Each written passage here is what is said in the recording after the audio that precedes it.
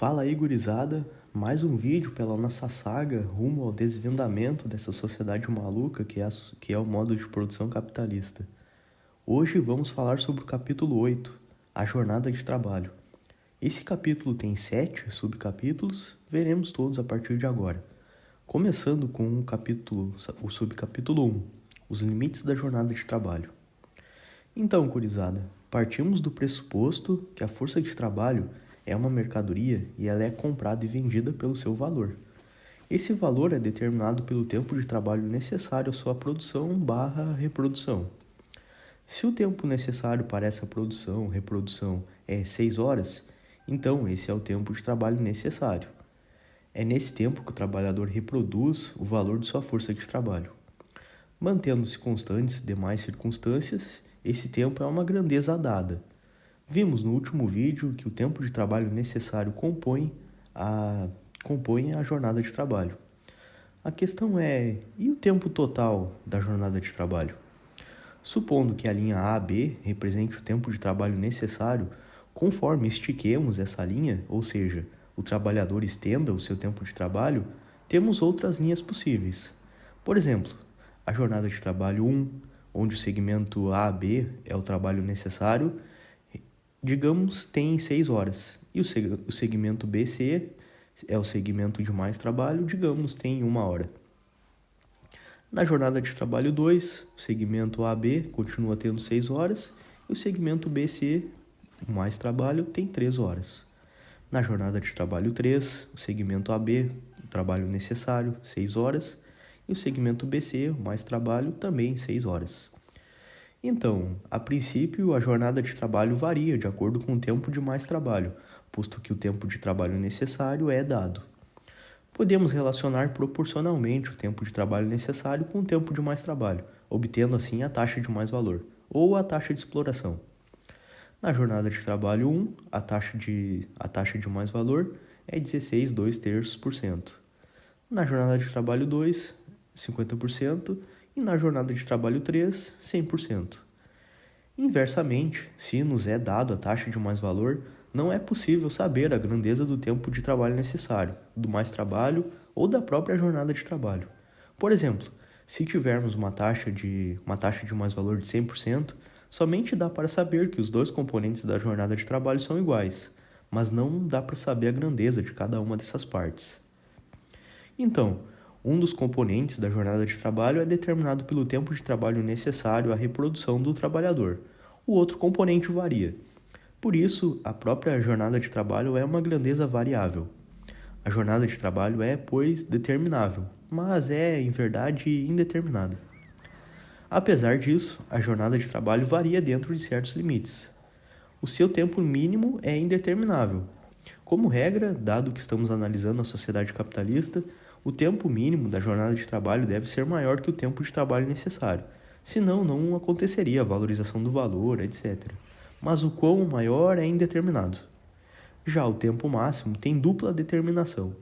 Em primeiro lugar, o trabalhador só consegue despender uma quantidade limitada de energia vital diária, considerando um dia normal de 24 horas. Outros períodos do dia devem ser direcionados ao descanso, alimentação, à higiene, vestimenta, etc. Além disso, há limites morais que impedem o prolongamento indefinido da jornada de trabalho, como necessidades intelectuais e sociais. Isso vai depender da época, do contexto, etc. A variação da jornada de trabalho se move, assim, no interior de limites físicos e sociais. Porém, ambas as formas de limites são de natureza muito elástica e permitem as mais amplas variações. Desse modo, encontramos jornadas de trabalho de 8, 10, 12, 14, 16, 18 horas, ou seja, das mais distintas durações. Vamos adiante.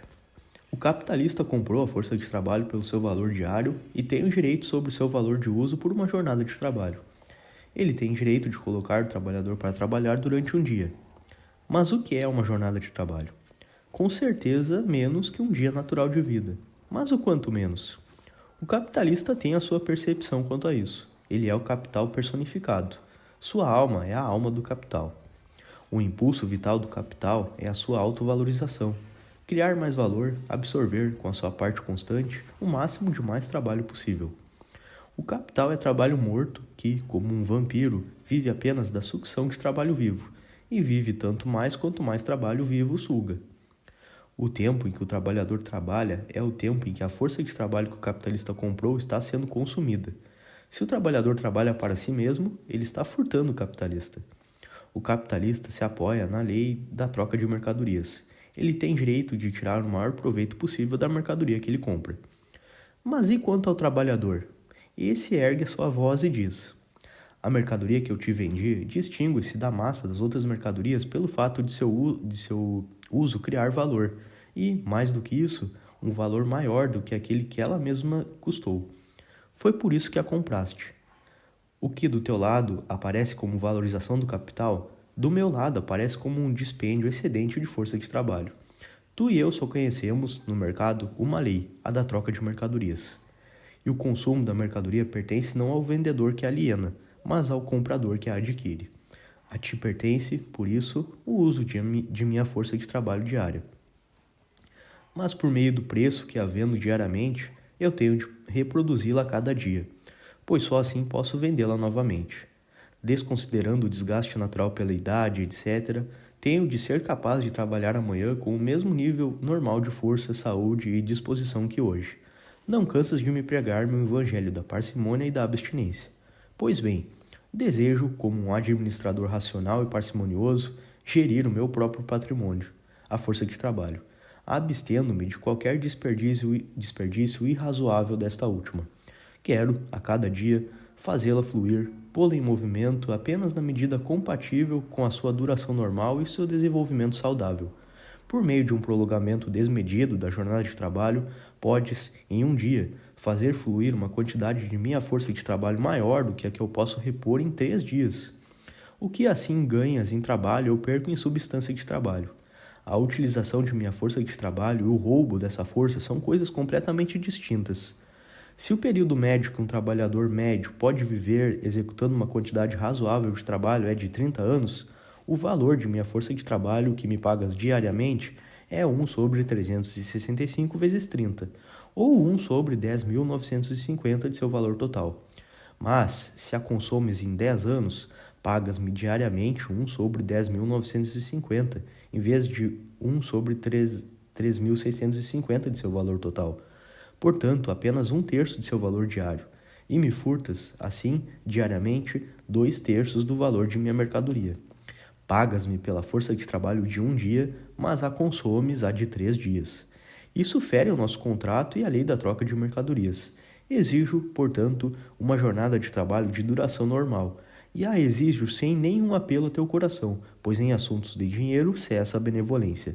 Podes muito bem ser um cidadão exemplar, até mesmo um membro da sociedade para a abolição a maus tratos de animais, e viver em odor de santidade. Mas o que representa diante de mim é algo cujo peito não bate um coração. O que ali parece ecoar é o batimento do meu próprio coração. Exijo a jornada normal de trabalho porque, como qualquer outro vendedor, exijo o valor de minha mercadoria. Vemos que a natureza da própria troca de mercadorias não impõe nenhum limite à jornada de trabalho. Ao capitalista interessa esticar a jornada de trabalho, pois ele quer fazer valer o seu direito sobre a mercadoria comprada. Já ao trabalhador interessa colocar um limite na jornada de trabalho, uma duração normal determinada, para que ele preserve o seu patrimônio, ou, em outras palavras, para que ele mesmo não seja aniquilado em jornadas de trabalho exageradamente longas, ao menos não aniquilado antes da hora. Temos aqui uma antinomia, um direito contra outro direito. Nessas situações, a força decide quem está certo. E assim, a regulamentação da jornada de trabalho se apresenta, na história da produção capitalista, como uma luta em torno dos limites da jornada de trabalho. Uma luta entre o conjunto dos capitalistas, isto é, a classe capitalista, e o conjunto dos trabalhadores, isto é, a classe trabalhadora. Temos então uma luta de classe sobre o capitalismo. A luta pelo tempo da jornada de trabalho é uma de suas principais expressões. Seguimos então para o segundo subcapítulo. A avidez por mais trabalho, o fabricante e o boiardo. O capital não inventou mais trabalho.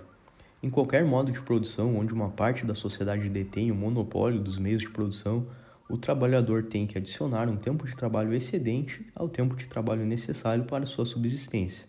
pois a sua produção deve sustentar também os possuidores dos meios de produção. Seja esse proprietário belo e bom ateniense, o teocrata etrusco, o cidadão romano, o barão normando, o escravocrata americano, o boiardo valáquio, o senhor rural moderno ou o capitalista. Nos modos de produção onde o que predomina é o valor de uso dos produtos, o mais trabalho é limitado por um círculo mais amplo ou mais estreito de necessidades. Não ocorre uma demanda descomedida de mais trabalho, exceto em exceções. Ao passo que o capitalismo se generaliza, o mais trabalho é ampliado desmedidamente, pois o que se busca é o mais valor. Com o capitalismo surge a avidez desmedida por mais trabalho. Marx nos traz uma comparação entre o fabricante, representante dos capitalistas, e o boiardo, representante da corvéia. Essa explanação é particularmente interessante, pois na corvéia, diferente do que ocorre no capitalismo, o mais trabalho é separado fisicamente do trabalho necessário. Na corvéia, o camponês valáquio, por exemplo, realiza o trabalho necessário para sua autossubsistência no seu campo, e o mais trabalho para o seu senhor, o boiardo, no campo do boiardo. As duas partes do tempo de trabalho existem, por isso, de modo independente, uma ao lado da outra. Por exemplo, 3 dias da semana o camponês trabalha para si, e 3 dias da semana o camponês trabalha para o boiardo. A avidez por mais trabalho do boiardo se manifesta pela caça direta a mais dias de corvéia. Em outras palavras, pelo ímpeto de que o camponês trabalhe mais dias da semana para o boiardo.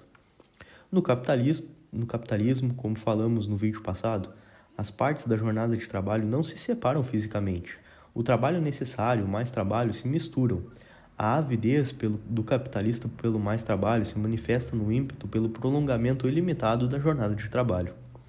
O código a respeito da corvéia surge na Rússia em 1831 com o pretexto de abolir a escravidão. A lei foi ditada, claro, pelos próprios boiardos.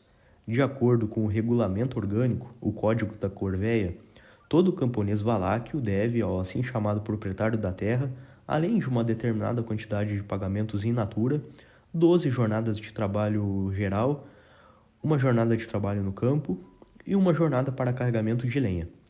No total, 14 jornadas por ano. Mas aqui, uma jornada de trabalho não é uma jornada de trabalho no sentido comum. Na lei russa, 12 dias de trabalho, na verdade, significam 36 dias de trabalho. Um dia de trabalho no campo significa 3 dias de trabalho. E um dia de carregamento de lenha também significam 3 dias de carregamento de lenha. Em suma, 14 dias significam 42 dias de corvéia.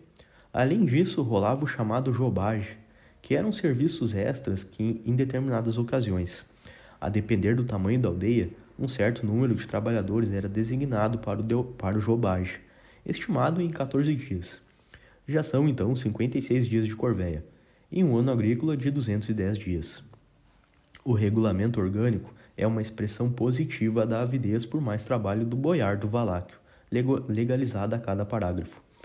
Já os atos fabris ingleses são uma expressão negativa dessa mesma avidez. Essas leis refrenham o impulso desmedido dos capitalistas por mais trabalho, por meio de uma limitação compulsória da jornada de trabalho pelo Estado e, mais precisamente, por um Estado dominado pelo capitalista e pelo landlord. A necessidade de limitar a jornada de trabalho nasceu porque a exploração desmedida do trabalhador estava matando a força vital da nação. Isso se manifestou, por exemplo, na diminuição da altura dos soldados na Alemanha e na França lá na época. Obviamente, a limitação da jornada de trabalho é pressionada pelo movimento da classe trabalhadora, mas vamos abstrair isso por enquanto. O Ato Fabril de 1850, em vigência na época de Marx, estabelece para os dias de semana, de segunda a sábado, domingo não se trabalha, uma jornada de trabalho média de 10 horas. Nos primeiros 5 dias da semana, 12 horas de trabalho para cada dia, das 6 horas da manhã às 6 da tarde, descontando-se por lei meia hora para o café da manhã e 1 hora para o almoço, restando 10 horas e meia de trabalho por dia, totalizando 52 horas e meia nesses 5 dias. No sábado, são 8 horas de trabalho, das 6 da manhã às 2 da tarde, descontando-se meia hora para o café da manhã, restando 7 horas e meia de trabalho. A soma das horas de trabalho da semana, subtraindo os descontos citados, resulta em 60 horas. Quem fiscaliza se essa lei é cumprida nas fábricas, os seus chamados guardiões, são os inspetores de fábricas, que publicam relatórios semestralmente por ordem do Parlamento e são subordinados ao Ministério do Interior. Tais relatórios fornecem uma estatística contínua e oficial da avidez capitalista por mais trabalho. Vamos a um exemplo desses relatórios.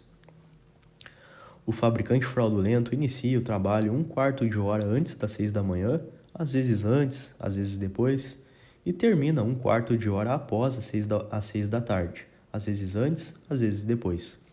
Ele subtrai 5 minutos, tanto no início como no final da meia hora nominalmente reservada ao café da manhã, e mais 10 minutos, tanto no início como no fim da hora destinada ao almoço. Aos sábados, ele trabalha até 1/4 de hora depois das 2 da tarde, às vezes mais, às vezes menos. Desse modo, o seu ganho é de 340 minutos na semana, o que, multiplicado por 50 semanas de trabalho no ano, depois de subtraídas 2 semanas relativas aos feriados e interrupções eventuais, totaliza 27 jornadas de trabalho. Se a jornada de trabalho é prolongada diariamente em 5 minutos, além da sua duração normal, obtém-se, no ano, um acréscimo de 2 dias e meio de produção. 1 hora adicional por dia ganha com o furto de um pequeno intervalo de tempo aqui, outro pequeno intervalo ali, converte os 12 meses do ano em 13. Sobre os períodos de crise, a esse respeito, nos dizem os inspetores de fábrica. Pode-se julgar como uma inconsequência o fato de haver qualquer tipo de sobretrabalho numa época em que o comércio se encontra em condições tão ruins. Mas é essa mesma precariedade de sua situação que incita pessoas inescrupulosas a praticar transgressões.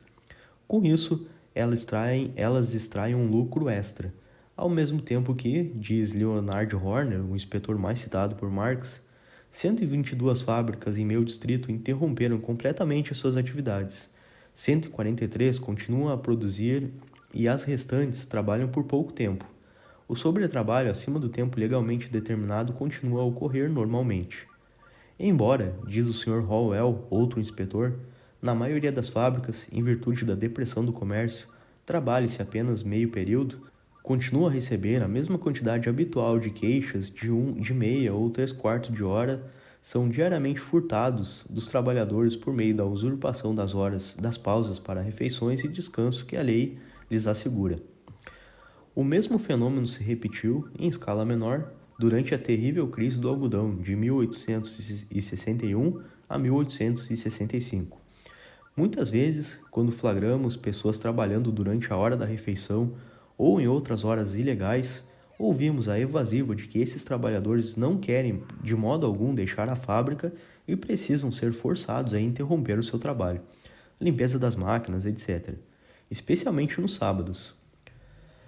Mas se os braços permanecem na fábrica depois de as máquinas terem parado, isso só acontece porque nenhum tempo lhes é concedido para a execução dessas tarefas nas horas de trabalho estabelecidas por lei, isto é, entre as 6 horas da manhã e as 6 horas da tarde. Para muitos fabricantes, o lucro extra a ser obtido com o sobretrabalho além do tempo legalmente estabelecido parece ser uma tentação grande demais para que possam resistir a ela. Eles consideram a probabilidade de serem descobertos e calculam que, mesmo que sejam apanhados, o pequeno valor das multas e dos custos judiciais ainda lhes garante uma boa margem de ganho.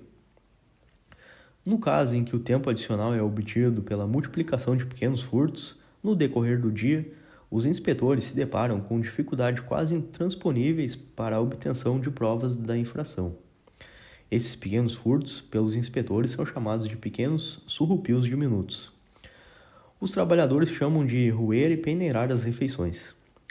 Um respeitoso fabricante diz: se permitires que eu faça com que os meus operários trabalhem diariamente apenas 10 minutos além do tempo da jornada de trabalho, colocarás em meu bolso 1.000 libras por ano. Os pequenos momentos são os elementos que formam o lucro. Fica claro que a formação do mais valor por meio do mais trabalho não é nenhum segredo, só é segredo na cabeça vazia dos apologetas do capital. O trabalhador nada mais é do que tempo de trabalho personificado. O que os diferencia é que alguns trabalhadores são de uma jornada inteira e outros são trabalhadores de meia jornada. A individualidade do trabalhador no capitalismo é suprimida. Mas e quanto aos ramos da indústria em que não há limites para a jornada de trabalho? Vamos falar isso no terceiro subcapítulo. Então vamos lá, os ramos da indústria inglesa sem limites legais à exploração. O Sr. Broughton, magistrado municipal, declarou, como presidente de uma assembleia ocorrida na Câmara Municipal de Nottingham, em 14 de janeiro de 1860, que entre a população ocupada com a fabricação de rendas reina um grau de sofrimento e privação inéditos no restante do mundo civilizado. Crianças entre 9 e 10 anos de idade são arrancadas de suas camas imundas às 2, 3, 4 horas da manhã e forçadas a trabalhar para sua mera subsistência até às 10, 11, 12 horas da noite, enquanto seus membros se atrofiam, seus corpos definham, suas faces desbotam e sua essência humana se enrijece inteiramente num torpor pétreo cuja mera visão já é algo terrível. Esse trecho é parte de um artigo do jornal londrino Daily Telegraph, publicado em 17 de janeiro de 1860. Marx nos traz também alguns testemunhos de crianças que trabalhavam nas olarias de Staffordshire nos idos dos anos 50 e 60 do século XIX. Essas olarias foram objetos de inquéritos parlamentares durante mais de 20 anos. Wilhelm Wood, de 9 anos de idade, começou a trabalhar com 7 anos. Tinha como serviço o chamado run molds, que consistia em carregar as mercadorias já moldadas para a sala de secagem e voltava trazendo os moldes vazios, iniciando às 6 horas da manhã.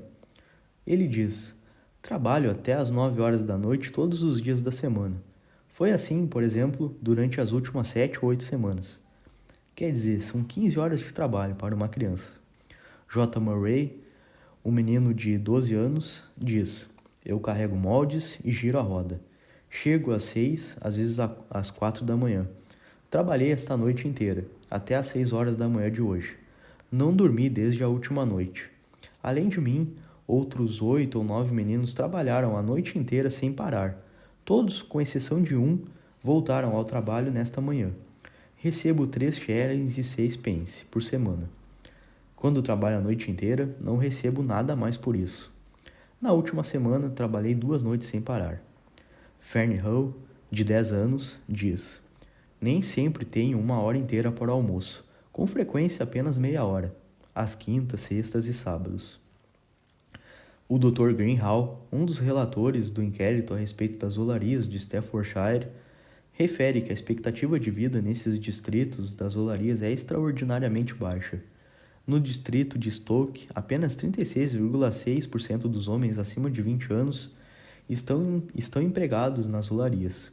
E, apesar disso, mais da metade das mortes entre os homens dessa faixa etária são devidas às condições pulmonares que acometem os oleiros. Em outros distritos, a coisa é semelhante. O Dr. Bulford, médico prático em Raleigh, diz: "Cada geração sucessiva de oleiros é mais raquítica e fraca do que a anterior." Dr. McBean declara: "Desde que, há 25 anos, comecei a exercer a medicina entre os oleiros, evidenciou-se uma progressiva degeneração dessa classe sob a forma de uma diminuição de estatura e peso." O Dr. J. T. Arledge diz: "Como classe, os oleiros, homens e mulheres, representam uma população degenerada, tanto física como moralmente. Eles são, em regra, raquíticos, mal constituídos e apresentam com frequência uma má formação nos pulmões." Indo para a Escócia, Marx nos traz alguns pontos a respeito da manufatura de palitos de fósforo. A metade dos trabalhadores são crianças menores de 13 anos e jovens menores de 18 anos. Esse ramo é tão maldito que apenas as mães miseráveis e sem escolha entregavam as suas crianças para trabalhar. Eram crianças esfarrapadas, semifamélicas, totalmente desamparadas e sem instrução. Das testemunhas ouvidas, 270 eram menores de 18 anos, 40 eram menores de 10 anos, 10 tinham apenas 8 anos e 5 apenas 6 anos de idade.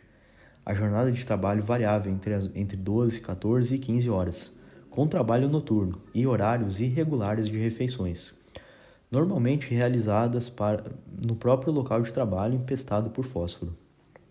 Vejamos mais alguns relatos de trabalhadores da fabricação de papéis de parede, pelos idos dos anos de 1860. J. Litt, no último inverno, 1862, 6 das 19 moças foram dispensadas em decorrência de doenças provocadas pelo excesso de trabalho. Para mantê-las acordadas, tenho de gritar em seus ouvidos: Frequentemente, as crianças estavam cansadas que não podiam manter seus olhos abertos durante o trabalho. Na verdade, nós mesmos quase não o conseguimos. J. Leitborn. Tenho 13 anos. Durante o inverno passado, trabalhamos até às 9 horas da noite e, no inverno anterior, até às 10 da noite. No último inverno, quase todas as noites eu costumava gritar de dor em meus pés machucados. G. Aspiden. Quando este meu filho tinha 7 anos de idade, eu costumava carregá-lo nas costas por toda a parte, atravessando a neve, e ele costumava trabalhar 16 horas por dia. Frequentemente eu tinha de ajoelhar-me para alimentá-lo, enquanto ele permanecia junto à máquina, pois não lhe era permitido abandoná-la ou pará-la. Marx traz diversos outros relatos, eu estou resumindo bastante aqui. E quanto aos capitalistas, o que eles dizem? Vamos ao Sr. Smith, o sócio-diretor de uma fábrica de Manchester. Ele diz: nós, quer dizer a mão de obra que trabalha para nós, trabalhamos sem interrupção para as refeições, de modo que o trabalho diário de 10 horas e meia é concluído às 4:30 da tarde, e o que ultrapassa esse tempo é computado como hora extra. Será que o Sr. Smith fica 10 horas sem comer? Tanto as crianças quanto os adultos, 152 crianças e adolescentes menores de 18 anos e 140 adultos, trabalharam igualmente, em média, durante os últimos 18 meses, um mínimo de 7 jornadas de trabalho e 5 horas na semana. Trabalharam igualmente, em média, durante os últimos 18 meses, um mínimo de 7 jornadas e 5 horas na semana, ou 78 horas e meia semanais. Nas 6 semanas que se completam em 2 de maio deste ano, 1863, a média foi maior, 8 jornadas ou 84 horas na semana. O Sr. Smith justifica, diz que o trabalho mecanizado é leve. Mas é leve para quem? A exposição de Marx tem mais de 150 anos. De lá para cá rolou muita luta dos trabalhadores contra o capital e muitos direitos foram conquistados. Contudo, a superexploração ainda existe em muitos ramos. Para dar um exemplo bem superficial, todos conhecem as chamadas fábricas de suor, caracterizadas por serem locais de trabalhos precários e perigosos. Se trabalha por longas jornadas e a remuneração é baixa, inclusive o trabalho infantil é usado. O que poucos falam é que marcas como a Nike, a Tommy, a Zara e até marcas de luxo como Prada e Dolce & Gabbana respondem processos pela prática de superexploração de suas trabalhadoras em fábricas de suor, só para citar o ramo têxtil. Mas vamos adiante. Nas últimas semanas de junho de 1863, todos os jornais londrinos trouxeram um parágrafo com a sensacional manchete: Morte por simples sobretrabalho. Tratava-se da morte de Mary Ann Oakley, um dos eventos mais emblemáticos da época. Ela tinha 20 anos de idade, empregada numa manufatura de moda, fornecedora da corte inglesa. A média de trabalho nesse ramo era de 16 horas e meia, chegando a 30 horas seguidas na chamada temporada. As trabalhadoras eram reanimadas com xerés, vinho e café quando sua força de trabalho sumia. A morte de Mary Ann ocorreu durante a temporada, quando ela estava trabalhando na confecção de vestimentas para damas do baile de honra à recém-importada princesa de Gales. Ela trabalhava por 26 horas e meia, sem interrupção. Mary Ann dividia o trabalho com mais 60 moças. Eram divididas em 2 grupos. Cada grupo ficava num espaço cujo tamanho mal dava para conter 1/3 do ar necessário. À noite, 2 a 2 dividiam uma cama num buraco ainda mais sufocante. Tábuas de madeira dividiam os quartos. E essa era uma das melhores casas de moda de Londres. O médico Dr. Kiss, chamado ao leito de morte, testemunhou perante o coroner júri com áridas palavras. Mary Ann Oakley morreu devido às longas jornadas de trabalho numa oficina superlotada e por dormir num cubículo demasiadamente estreito e mal ventilado. No Morning Star, órgão da época, foi escrito: trabalhar até a morte está na ordem do dia, não apenas nas oficinas das modistas, mas em milhares de outros lugares. Na verdade, em todo lugar em que o negócio prospera. Os recortes de Marx vão bem mais além. Enfim, vamos ao 4º subcapítulo. Trabalho diurno e noturno, o sistema de revezamento. O capital constante e os meios de produção servem para absorver trabalho. Cada gota de trabalho, uma quantidade proporcional de mais trabalho. Quando estão ociosos, representam um desperdício de capital. Mais do que isso, podem representar uma perda de capital se for necessário um gasto para recomeçar os trabalhos. Sendo assim, apropriar-se de 24 horas por dia é o impulso imanente da produção capitalista. Daí surge o sistema de revezamento, pois não é possível sugar a mesma força de trabalho 24 horas por dia continuamente. Dessa maneira, as forças de trabalho consumidas de dia e de noite são intercaladas. Marx expõe que o sistema era usado em diversos ramos da produção, tendo como trabalhadores homens, mulheres, crianças desde os 6 anos de idade, todos misturados. Segue um trecho da 4ª Comissão de Emprego Infantil, de 1865. Numa fábrica de laminagem, onde a jornada nominal de trabalho era das 6 horas da manhã às 5:30 da tarde, um menino trabalhava 4 noites toda semana, no mínimo até as 8:30 da noite do dia seguinte. E isso durante 6 meses.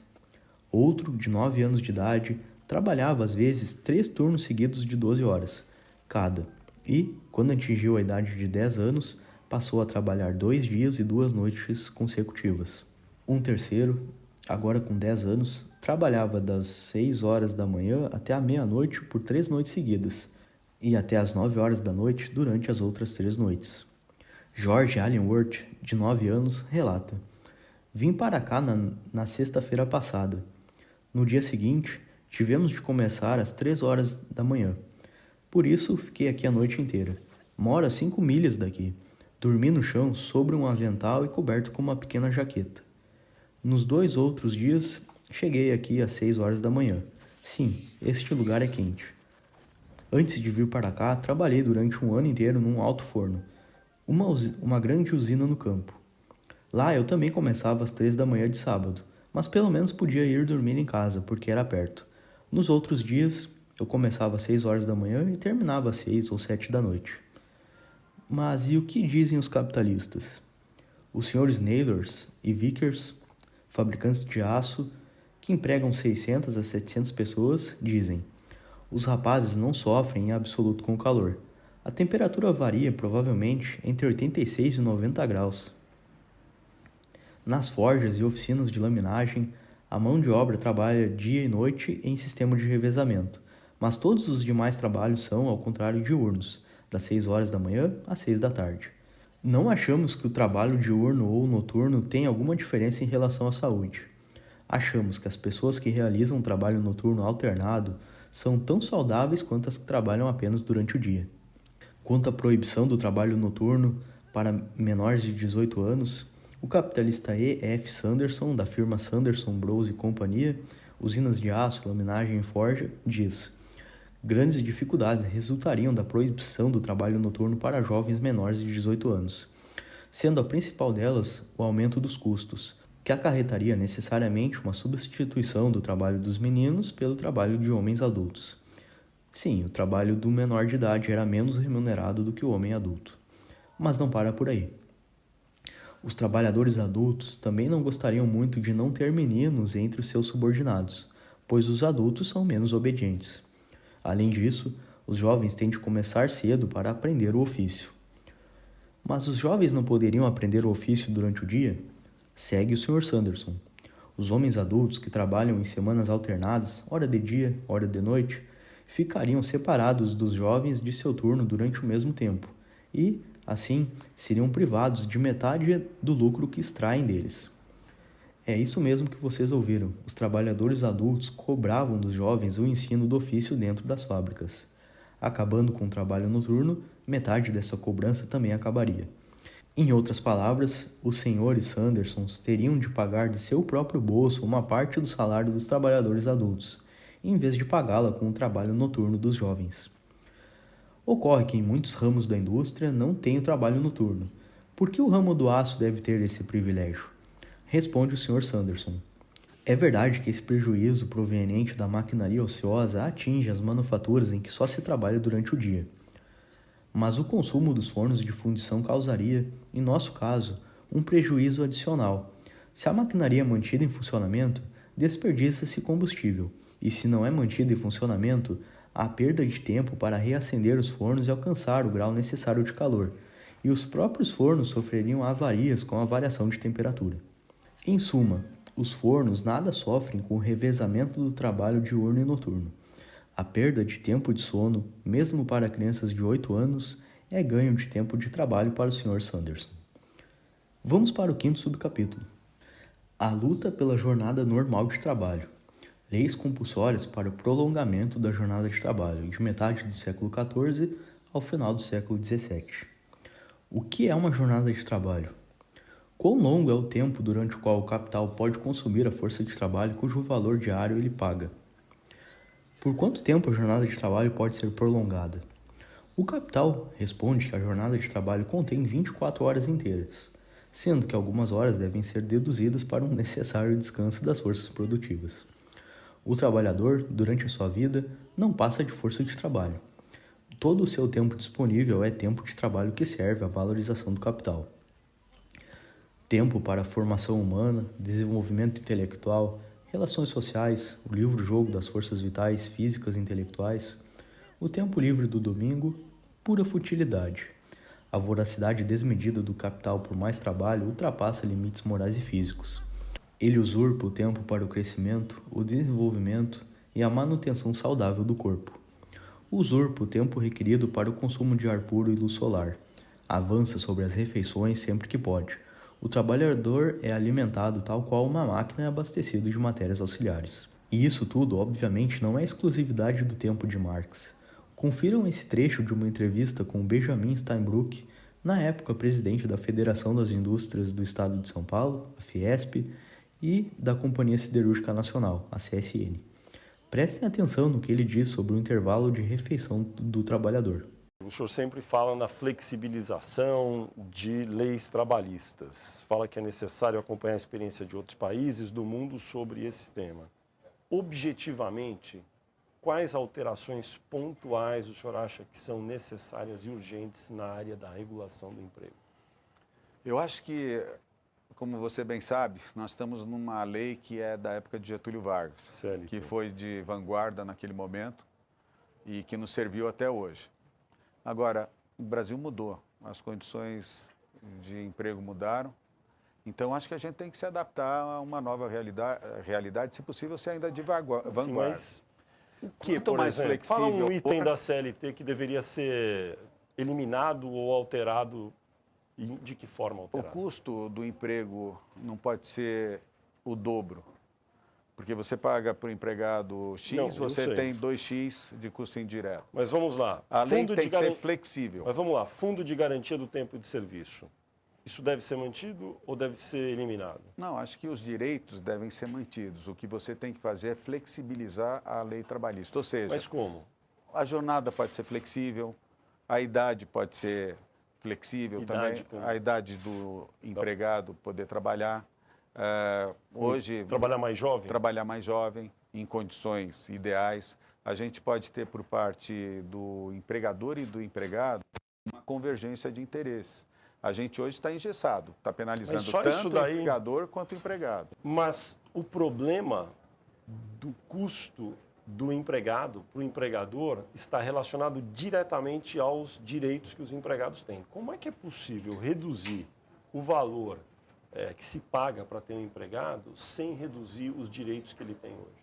Por exemplo, se você vai hoje numa empresa nos Estados Unidos, aqui a gente tem 1 hora de almoço. Normalmente, não precisa de 1 hora do almoço, porque o cara não almoça em 1 hora. Você vai nos Estados Unidos, você vê o cara almoçando com a mão esquerda e comendo sanduíche com a mão esquerda e operando a máquina com a direita. E tem 15 minutos para o almoço, entendeu? E eu acho que se o empregado se sente confortável em poder, eventualmente, diminuir esse tempo, por que a lei obriga que tenha que ter esse tempo? Mas o senhor enxerga algum congresso, porque isso teria que ser aprovado pelo Congresso, porque está na lei, algum congresso, Câmara e Senado, aprovando uma redução do horário legal de almoço? Se for vontade dos empregados, por que não? Será que o pessoal gosta de ficar 1 hora para almoçar, sendo que pode almoçar em meia hora e essa meia hora podia ser aproveitada para voltar antes para casa? Será que não é mais legal para ele voltar antes para casa do que ficar 1 hora sem ter o que fazer, porque a lei exige que tenha esse tempo de determinada de almoço, eu estou falando eu estou falando em benefício do empregado Mas também, aí entendeu? o senhor está falando num item que realmente teria algum benefício, talvez, não é para o empregador, mas ainda assim, em relação ao que você paga Férias de podem ser INSS, negociadas. os vales, transporte, alimentação, fundo de garantia, 1/3 de férias, todos esses direitos, esses daí o senhor acha que algum deles deveria ser facultativo entre patrão e empregado ou não? O senhor acha que devem ser mantidos na lei? Eu acho que pode ser negociado. Quais? E todos. Porque, tem que ver se o empregado quer também, entendeu? Se você propõe para o empregado, por exemplo, se reduzir metade dos direitos que ele tem e a outra metade vai para o bolso dele, eu te garanto que os empregados vão querer que metade vai para o bolso. O senhor enxerga o Então Brasil tem um maduro? espaço enorme, o custo é muito grande e o empregado não tem o benefício equivalente. Apesar dos direitos conquistados, o trabalhador não pode baixar a guarda jamais. A lógica de exploração do capitalismo existirá enquanto esse modo de produção existir. Não é a manutenção normal da força de trabalho que determina os limites da jornada de trabalho, mas, ao contrário, o maior dispêndio diário possível de força de trabalho, não importando quão insalubre, compulsório e doloroso ele possa ser, é o que determina os limites do período de repouso do trabalhador. O capital não se importa com a vida útil da força de trabalho. Só interessa o máximo de força de trabalho que pode ser posto em movimento numa jornada de trabalho. E esse objetivo acarreta invariavelmente no encurtamento da duração da força de trabalho, ou seja, do tempo de vida do trabalhador. É como um agricultor que obtém a maior produtividade da terra roubando dela sua fertilidade. Assim, a produção capitalista, sugadora de mais trabalho, prolonga o tempo de produção do trabalhador durante certo período mediante o encurtamento de seu tempo de vida. Apesar disso, quanto mais rápido se desgasta a força de trabalho, mais rápido o trabalhador deve ser reposto. É como uma máquina que é desgastada mais rápido, ou estraga antes do tempo previsto. Desse modo, o capitalista terá mais custos de depreciação. Será? Vejamos a coisa mais de perto. Diz J. E. Cairnes em O Poder Escravo, de 1860. Precauções econômicas que poderiam oferecer uma espécie de segurança para o tratamento humano do escravo, por quanto identificam o interesse do senhor e sua conservação, transformam-se, após a introdução do tráfico escravista, em razões para a mais extrema deterioração do escravo, pois, a partir do momento em que seu lugar pode ser preenchido por contingentes das reservas estrangeiras de negros, a duração de sua vida passa a ser menos importante do que a sua produtividade enquanto ela durar. Por isso, é uma máxima da economia escravagista em países importadores de escravos que a economia mais eficaz está em extrair do gado humano a maior quantidade possível de trabalho no menor tempo possível. Se trocarmos escravo por trabalhador assalariado nesse contexto, a coisa muda? Obviamente que não. Vimos como a olaria, a metalurgia e a indústria têxtil exploram seus trabalhadores, e mesmo assim esses ramos estão sempre abarrotados de trabalhadores. O que a experiência mostra aos capitalistas é, em geral, uma constante superpopulação, isto é, um excesso de população em relação às necessidades momentâneas de valorização do capital. Nesse sentido, enquanto houver esse excesso de população, o capital poderá explorar o trabalho sem limite algum. E isso não depende da boa ou da má vontade do capitalista individual. A ele também recaem as leis imanentes da produção capitalista. Em suma, o capital não tem a mínima consideração pela saúde e duração de vida do trabalhador, a menos que seja forçado pela lei a ter essa consideração. A consolidação de uma jornada de trabalho normal é o resultado de uma luta secular entre capitalista e trabalhador. Vamos dar uma olhada nas leis fabris inglesas dos séculos XIV até meados do século XVIII.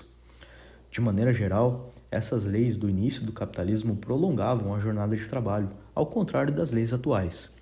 Mas por quê? No início, o capital faz valer o seu direito de sugar mais trabalho não apenas por força das relações econômicas, mas também com a ajuda do Estado. Demoraram alguns séculos para o trabalhador aceitar livremente, entre aspas, vender a sua força de trabalho pelo preço de sua subsistência. Mas como esse processo ocorreu? Vamos ver isso mais adiante. Fato é que o prolongamento, por lei, da jornada de trabalho no início do século XIV até o fim do século XVII foi uma imposição aos trabalhadores adultos. Aparentemente, as pretensões do capital embrionário eram menores do que as concessões que o capital adulto briga para não ceder. O primeiro Estatuto dos Trabalhadores, 1349, dizia: a jornada de trabalho para todos os artesãos e trabalhadores agrícolas, de março a setembro, deveria durar 5 horas da manhã até as 7 ou 8 da noite. No inverno, devia-se trabalhar das 5 horas da manhã até o anoitecer. O tempo para as refeições era de 1 hora para o café da manhã, 1h30 para o almoço, meia hora para o lanche da tarde. Total dos intervalos, 3 horas. Em 1562, o Estatuto da Rainha Elizabeth diminuiu o tempo de refeições para 2h30 do verão e 2 horas no inverno. Para cada hora de ausência devia ser descontado 1 pênio do salário. Na prática, porém, as condições eram mais favoráveis aos trabalhadores do que os estatutos previam. Antes da grande indústria do século XVIII, os trabalhadores conseguiam sobreviver uma semana inteira com o salário de 4 dias, razão suficiente para que eles não trabalhassem mais 2 dias da semana. O domingo é o dia de descanso, vale lembrar. Isso gerou uma briga entre os economistas apologetas do capital e os defensores dos trabalhadores. Postlaway, do lado dos trabalhadores, escreveu: não posso concluir essas poucas observações sem registrar a opinião, trivial na boca de muitos, de que se o trabalhador conseguir obter em 5 dias o suficiente para viver, ele não trabalhará os 6 dias completos. A partir disso, eles, os políticos burgueses, inferem a necessidade de encarecer os meios de subsistência mediante impostos ou qualquer outra medida, para forçar o artesão e o trabalhador da manufatura a trabalhar 6 dias seguidos na semana. Peço licença para discordar desses grandes políticos, que lutam pela escravidão perpétua da população trabalhadora desse reino. Eles esquecem o ditado de que apenas o trabalho e nenhuma recreação imbeciliza. Se estivessem obrigados a trabalhar no ano inteiro, todos os 6 dias da semana, repetindo continuamente a mesma operação, não acabaria isso por sufocar a sua genialidade e torná-los estúpidos e lerdos, em vez de atentos e hábeis? Espero que eles jamais percam esse privilégio. Tampouco a boa vida da qual decorrem, na mesma medida, a sua habilidade de trabalho e a sua coragem. Já o apologeta do capital, autor anônimo de Ensaios sobre a Troca e Comércio, de 1770, escreveu: se descansar no 7º dia da semana é uma instituição divina, isso significa que os demais dias pertencem ao trabalho, e não se pode considerar como crueldade a obrigação de cumprir esse mandamento de Deus. Que a humanidade em geral se incline, por natureza, à comodidade e ao ócio é algo que podemos verificar fatalmente no comportamento da nossa plebe manufatureira, que, em média, não trabalha mais do que 4 dias por semana, a não ser no caso de um encarecimento dos meios de subsistência. Espero ter dito o suficiente para deixar claro que o trabalho moderado durante os 6 dias da semana não é nenhuma escravidão. Nossos trabalhadores agrícolas fazem isso e são, segundo toda aparência, os mais felizes dos trabalhadores. Os trabalhadores jamais deveriam considerar-se independentes de seus superiores. É extraordinariamente perigoso encorajar a plebe num estado comercial como o nosso, onde talvez 7/8 da população total disponha de pouca ou nenhuma propriedade. A cura não estará completa até que os nossos pobres operários aceitem trabalhar 6 dias pela mesma quantia que eles agora recebem por 4 dias de trabalho. E qual o remédio esse autor sugere para atingir essa tal cura? Ele sugere trancafiar os trabalhadores que não aceitavam trabalhar 6 dias pela quantia que eles recebiam por 4 dias, junto a trabalhadores que dependiam da beneficência pública, no que ele chamava de casa ideal de trabalho, local em que trabalhariam 14 horas por dia, com 2 horas para refeições, sem pausa na produção. Algumas poucas décadas depois, essas ditas casas ideais de trabalho se espalhariam pela Inglaterra com o nome de fábricas, e o ideal empalideceu diante da realidade. Então, vimos nesse subcapítulo como o capital, por meio das leis, ou seja, por meio da coerção do Estado, lutou pelo prolongamento da jornada de trabalho, pela obrigação do trabalhador a trabalhar por um dado tempo. No próximo subcapítulo, vamos expor a resposta dos trabalhadores. Então, vamos ao penúltimo subcapítulo. A luta pela jornada normal de trabalho, limitação do tempo de trabalho por força da lei. A legislação fabril inglesa de 1833 a 1864. Com o crescimento da indústria no século XVIII, derrubaram-se todas as barreiras erguidas pelos costumes e pela natureza, pela idade, pelo sexo, pelo dia e pela noite, que poderiam refrear a exploração do trabalho. Assim que a classe trabalhadora, inicialmente aturdida pelo ruído da produção, recobrou em alguma medida os seus sentidos, teve início a sua resistência. Isso ocorreu de início na Inglaterra, a terra natal da grande indústria. Em 1802 a 1833, porém, as concessões obtidas pela classe trabalhadora não passaram de ilusões. O parlamento aprovou um total de 5 leis trabalhistas, mas não moveu uma palha pelo seu real cumprimento, e os capitalistas as ignoravam. Foi só com a Lei Fabril de 1833 que foi instituída uma jornada normal de trabalho. A Lei de 1833 estabelecia que a jornada normal de trabalho na fábrica deve começar às 5h30 da manhã e terminar às 8h30 da noite, e que dentro desses limites, num período de 15 horas, é legalmente permitido empregar adolescentes, isto é, pessoas entre 13 e 18 anos, para trabalhar em qualquer hora do dia, sempre sob o pressuposto de que um mesmo adolescente não trabalhe por mais de 12 horas num dia, com exceção de casos especiais. No decorrer de cada dia, para cada pessoa, o mínimo de 1h30 desse tempo de trabalho deve ser reservado para refeições. Proibido o emprego de crianças menores de 9 anos, com exceções, e o trabalho de crianças entre 9 e 13 anos é limitado a 8 horas diárias. O trabalho noturno, entre 8h30 e 5h30 da manhã, fica proibido para toda pessoa entre 9 e 18 anos. A parte da lei a respeito do emprego de crianças foi instaurada gradativamente. Foi somente em março de 1836 que realmente ficou proibido trabalhar por mais de 8 horas para crianças menores de 13 anos, apesar das súplicas dos médicos da época, que classificavam o trabalho nas fábricas como um dos métodos mais cruéis em que a morte pode ser prematuramente infligida. Mas o capital não ficou quieto. Dizia a lei que as crianças de 9 a 13 anos, então, não podiam trabalhar por mais de 8 horas. Mas o que seria uma criança? Por bizarro que pareça, os capitalistas tentaram reduzir o limite da idade da infância para 12 anos, mas eles não conseguiram. A lei de 1833 vigorou até 1844. Durante esse período, os relatórios dos inspetores de fábricas transbordavam de queixas dos capitalistas sobre a impossibilidade da aplicação da lei. Junto a isso, os vampiros de mais trabalho criaram um falso sistema de revezamento para driblar a lei, que vamos expor mais adiante. Mas vamos adiantar que era usada uma contabilidade de horas bastante complexa que inviabilizava a fiscalização dos inspetores. Em 1844, os inspetores apresentaram ao ministro do Interior suas considerações a respeito desse falso sistema de revezamento impossível de controlar. Nesse meio tempo, principalmente após 1838, os trabalhadores reivindicavam a Lei das 10 horas como palavra de ordem. No contexto de campanhas pela abolição da Lei dos Cereais, políticos burgueses prometeram aos trabalhadores a adoção da Lei das 10 horas, pois almejavam o apoio dos trabalhadores.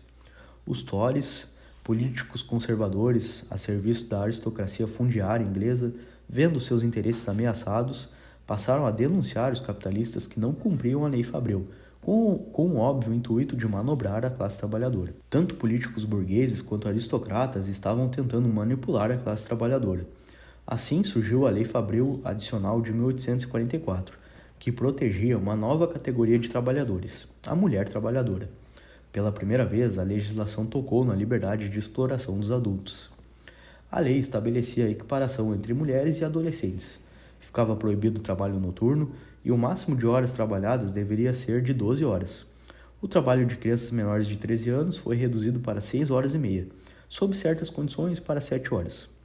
Uma regra importante para eliminar o falso sistema de revezamento estabelecia que a jornada de trabalho para qualquer criança e adolescente deverá ser contada a partir do horário em que qualquer criança ou adolescente comece a trabalhar na fábrica no turno da manhã. Por exemplo, se A começa a trabalhar às 8 horas da manhã e B às 10 horas, A jornada de trabalho de B tem de terminar no mesmo horário da jornada de trabalho de A. A criança que começa o seu trabalho da manhã antes do meio-dia não pode continuar a trabalhar depois da 1 da tarde. Assim, uma mesma criança não pode trabalhar no turno da manhã e da tarde. Uma pausa de meia hora é obrigatória a toda criança que trabalha antes da 1 da tarde por um tempo de 5 horas ou mais. O fabricante é obrigado a fixar um impresso com letras grandes, informando os horários de início, fim e pausas da jornada de trabalho.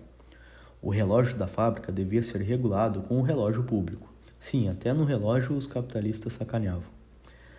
Pausa de 1h30 para a refeição tem de ser concedida a todos os trabalhadores protegidos nos mesmos períodos do dia, pelo menos 1 hora antes das 3 horas da tarde. Durante o horário de qualquer uma das refeições, crianças, jovens ou mulheres não podem permanecer em nenhuma instalação da fábrica onde esteja em curso qualquer processo de trabalho. É claro que essas minúcias não são frutos da benevolência de parlamentares. Sua formulação, seu reconhecimento oficial e sua proclamação estatal foram o resultado de longas lutas de classes. A consequência dessa legislação foi que a jornada de trabalho do trabalhador adulto foi também reduzida na prática, pois a cooperação homem, mulher, adolescente e criança era necessária à produção.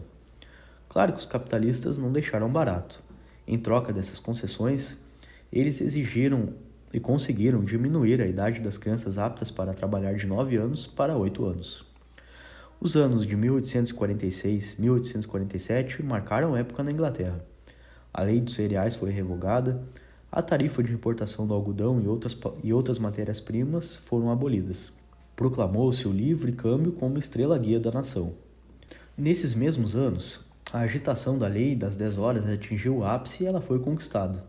O parlamento a aprovou para jovens e mulheres. Os Tories apoiaram, como vingança contra os burgueses. Estes resistiram, mas foram derrotados.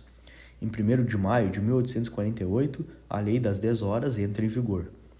O capital deu início a um contra-ataque, e parte dos trabalhadores na época ajudaram a destruir a sua obra. Muitos trabalhadores hoje em dia votam contra os seus direitos. Naquela época não era diferente. Era um contexto de crise. Os trabalhadores estavam miseráveis e endividados. As fábricas operavam em tempo reduzido. Algumas pararam. Os capitalistas, em geral, ainda reduziram de 10% a 25% do salário, o que agravou as dificuldades das circunstâncias.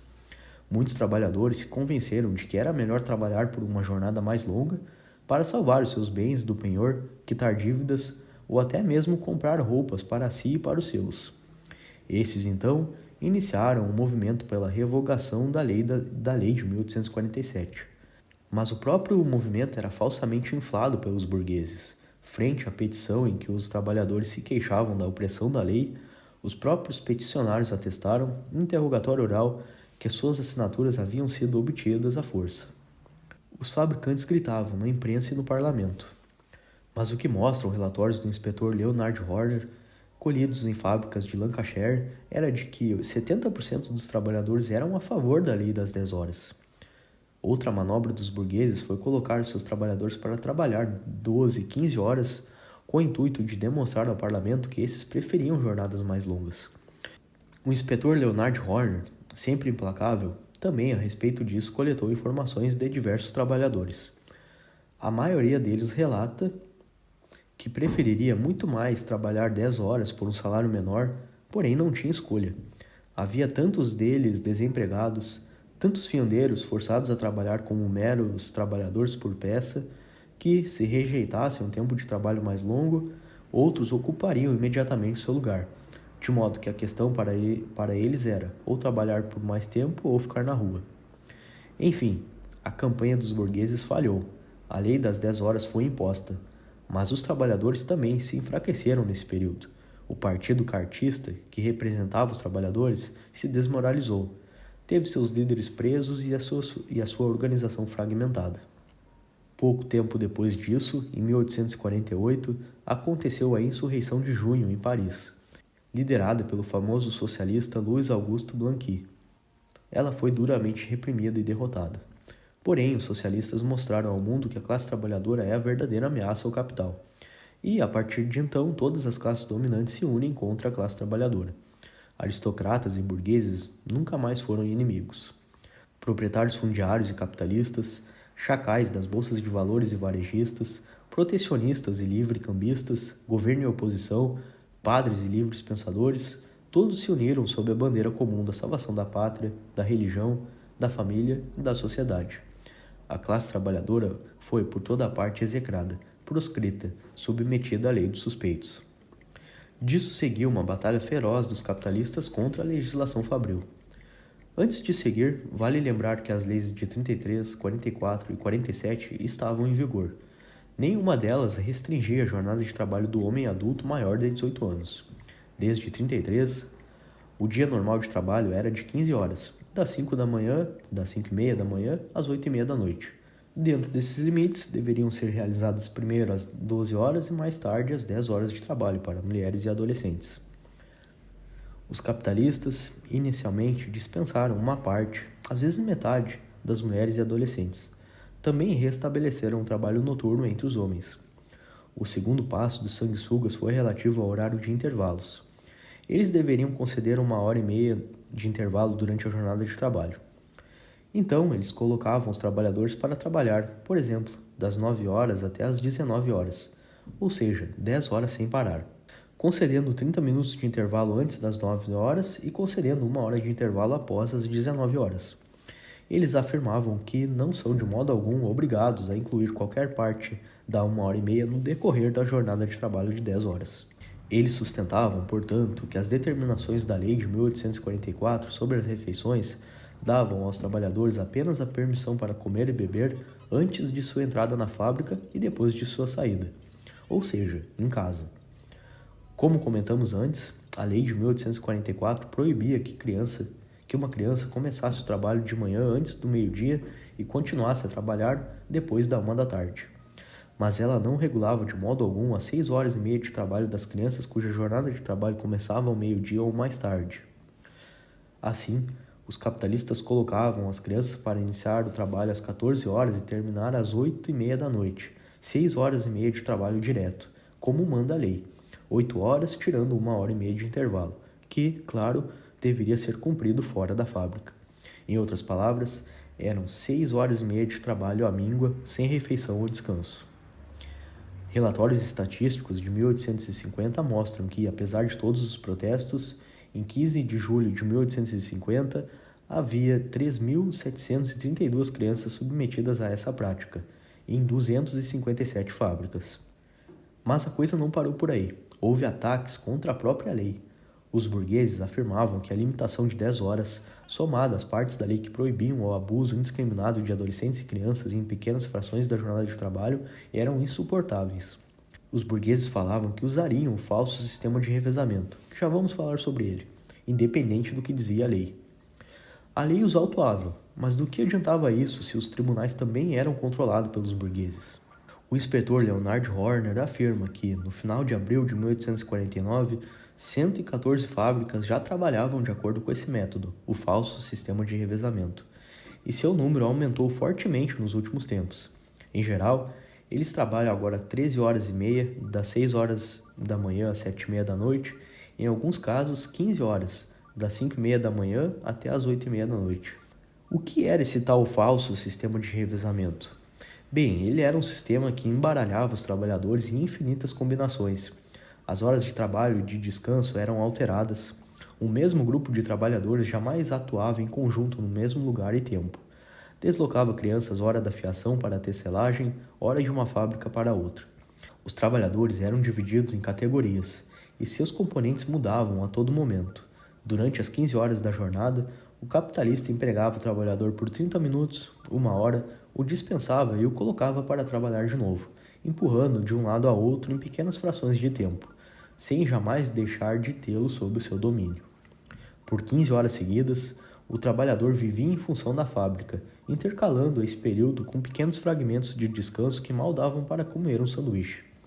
O descanso, na verdade, era ócio forçado.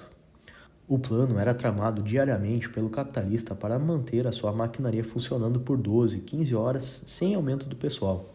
Os capitalistas pagavam um salário de 10 horas por 12, 15 horas de disposição sobre as forças de trabalho. Se naquela época os burgueses usavam esse tipo de expediente, hoje eles usam softwares e até a inteligência artificial para controlar a produtividade de seus funcionários. Mas vamos adiante. A revolta do capital deu frutos. A lei das 10 horas foi revogada em 8 de fevereiro de 1850, pois um dos tribunais superiores da Inglaterra julgou que na lei faltava sentido em algumas partes. Daí, uma massa de fabricantes que até então receara aplicar o sistema de revezamento a adolescentes e trabalhadoras, agora, depois da revogação, se agarrara a ele com as duas mãos. Mas isso teve consequências. Os trabalhadores se organizaram em comícios em Lancashire e Yorkshire. Bradavam que a lei das 10 horas sempre foi uma trapaça parlamentar e jamais teria existido. Um fabricante murmurou: devido às decisões contraditórias dos magistrados, reina um estado de coisas totalmente anormal e anárquico. Cada fábrica estava contratando os trabalhadores da maneira como bem entendesse.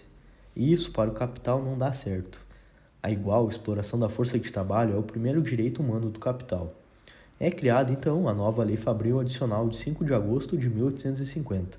A jornada de trabalho para jovens e mulheres foi prolongada, nos primeiros 5 dias da semana, de 10 horas para 10 horas e meia, e diminuída para 7 horas e meia nos sábados. O trabalho deve ser realizado no período entre as 6 horas da manhã e 6 horas da tarde, com 1 hora e meia de pausas para refeições, que devem ser as mesmas para todos e em conformidade com as regras de 1844. Com isso, pôs-se fim de uma vez por todas ao falso sistema de revezamento. Para o trabalho infantil, continuou em vigor a lei de 1844. Sob o pretexto de que a seda é um tecido sensível e que só pode ser manejado por mãos jovens e que o trabalho de enrolar esse tecido é leve e não faz mal à saúde, os industriais da seda conseguiram o privilégio de empregar crianças de 11 a 13 anos de idade por 10 horas e meia de trabalho. Mais tarde, seria demonstrado por relatórios médicos que a taxa de mortalidade nos distritos produtores de seda é excepcionalmente alta, chegando a ser maior do que nos distritos algodoeiros no que diz respeito à saúde das trabalhadoras. Em 1853, a lei foi emendada e passou a proibir empregar crianças na manhã, antes e à noite, depois dos jovens e das mulheres.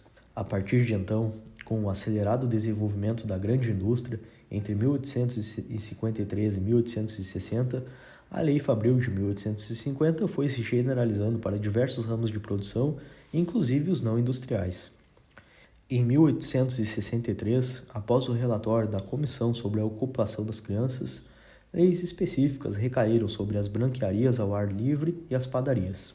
Finalmente, seguimos para o último subcapítulo: a luta pela jornada normal de trabalho, a repercussão da legislação fabril inglesa em outros países. Vamos retomar alguns pontos que já discutimos. A produção de mais valor ou a extração de mais trabalho constitui o conteúdo e a finalidade da produção capitalista.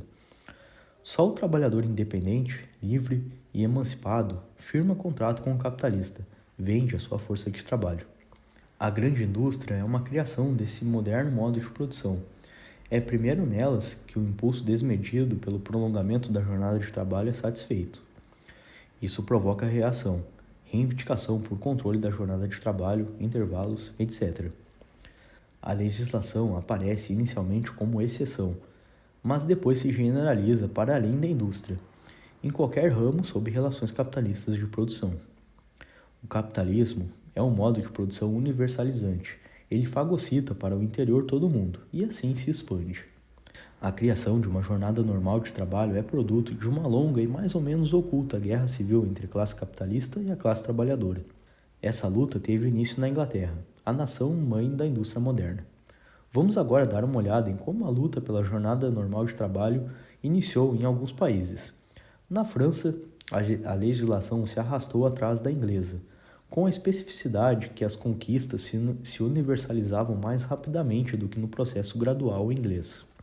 Nos Estados Unidos, o movimento operário esteve engessado até o final da escravidão, pois o trabalho de pele branca não pode se emancipar onde o trabalho de pele negra é marcado a ferro. O primeiro fruto da Guerra Civil foi o movimento pela jornada de trabalho de 8 horas. Em 1866, em Genebra, rolou o Congresso da Associação Internacional dos Trabalhadores. Foi também reivindicada a jornada de trabalho de 8 horas. A limitação da jornada de trabalho é condição prévia sem a qual todos os demais esforços pela emancipação estão fadados ao fracasso. O inspetor inglês R.J. Saunders declarou: "Nenhum passo adiante em direção à reforma da sociedade pode ser dado com qualquer perspectiva de sucesso, a menos que a jornada de trabalho seja limitada e o cumprimento do limite prescrito seja estritamente forçado." Os trabalhadores em ambos os lados do Oceano Atlântico concordavam com isso. Para fechar, um último pensamento.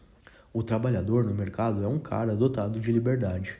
Nesse ambiente, ele é tão vendedor de mercadoria quanto qualquer outro vendedor de mercadoria. Mas ele assina um contrato com o capitalista em que dispõe de si mesmo. O trabalhador só tem a liberdade de vender a sua força de trabalho. Ele não é livre porra nenhuma. E o capitalista não desgrudará de seu pescoço enquanto houver um músculo, um nervo, uma gota de sangue para explorar. Para se proteger contra a serpente de suas aflições, os trabalhadores têm de se unir, como classe, forçar a aprovação de uma lei, uma barreira social intransponível que os impeça a si mesmos de, por meio de um contrato voluntário com o capital, vender a si e a suas famílias à morte e à escravidão. No lugar do pomposo catálogo dos direitos humanos inalienáveis, tem-se a modesta Magna Carta de uma jornada de trabalho legalmente limitada, que afinal deixa claro quando acaba o tempo que o trabalhador vende e quando começa o tempo que lhe pertence. Quanto se mudou do que era? Bem, camaradas, finalmente terminamos esse longo capítulo. No próximo vídeo fecharemos a seção 3 do Capital, falaremos sobre a taxa e a massa do mais-valor, o capítulo 9 da obra. Um abraço e até a próxima!